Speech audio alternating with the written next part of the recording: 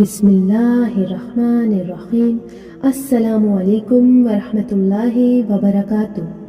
آپ صلی اللہ علیہ وآلہ وسلم نے فرمایا کہ جب جنتی جنت میں اور دوزخی دوزخ میں داخل ہو جائیں گے، اللہ پاک فرمائے گا جس کے دل میں رائی کے دانے کے برابر بھی ایمان ہو، اس کو بھی دوزخ سے نکال لو۔